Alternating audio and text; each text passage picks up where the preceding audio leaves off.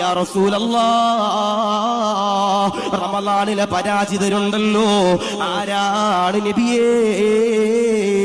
നബി തങ്ങൾ മറുപടി പറയുകയാ, റമളാനിലെ പരാജിതരുണ്ടല്ലോ, അവരാരെന്നറിയോ? അള്ളാഹുവിന്റെ കരുണ ലഭിക്കാത്തവരാ, അള്ളാഹുവിന്റെ കാരുണ്യം ലഭിക്കാത്തവരാ, അള്ളാഹുവിന്റെ റഹ്മത്ത് ലഭിക്കാത്തവരാ. നാദാ റഹ്മത്ത് തരണേ അല്ലാ.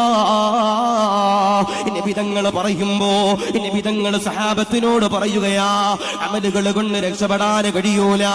നിങ്ങൾ പറയുമല്ലോ, ഉസ്താദേ വിത്ർ നിസ്കരിക്കുന്നുണ്ട്, തറാവീഹ് നിസ്കരിക്കുന്നുണ്ട്, നോമ്പെടുക്കുന്നുണ്ട്, തഹജ്ജുദ് നിസ്കരിക്കുന്നുണ്ട്, നന്മകൾ ചെയ്യുന്നുണ്ട് എന്ന് പറയുന്നവരോട് പറയുകയാ, നബി തങ്ങൾ പറയുകയാ, അമല് കൊണ്ട് രക്ഷപ്പെടാൻ കഴിയൂല, അമല് കൊണ്ട് രക്ഷപ്പെടാൻ കഴിയൂല. നബി തങ്ങളോട് സഹാബത്ത് ചോദിക്കുകയാ, യാ റസൂലല്ലാഹ്, അങ്ങയ്ക്കും അമല് കൊണ്ട് രക്ഷപ്പെടാൻ കഴിയൂലേ? അങ്ങയ്ക്കും ഇബാദത്ത് കൊണ്ട് രക്ഷപ്പെടാൻ കഴിയൂലേ?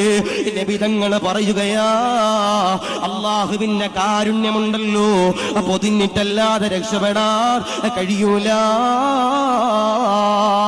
അള്ളാഹുവിന്റെ കരുണയില്ലാതെ ഔവലഹു റഹ്മ,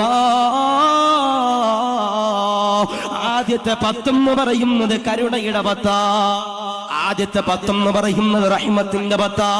അതുകൊണ്ട് പ്രിയമുള്ളവരോട് പറയുകയാ, അള്ളാഹുവിന്റെ റഹ്മത്തിന്റെ പ്രിയമുള്ളവരെ നേടാൻ കഴിഞ്ഞു ഇല്ലെങ്കിൽ വല്ലാതെ പ്രയാസമാ, വല്ലാതെ പ്രതിസന്ധിയാ, വല്ലാതെ സങ്കടമാ.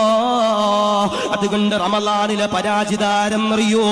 നബി തങ്ങൾ പറയുകയാ, അള്ളാഹുവിന്റെ റഹ്മത്ത് നേടാത്തവരുണ്ടല്ലോ, സുബ്ഹാനല്ലാഹ്, അവര് പരാജിതരാ.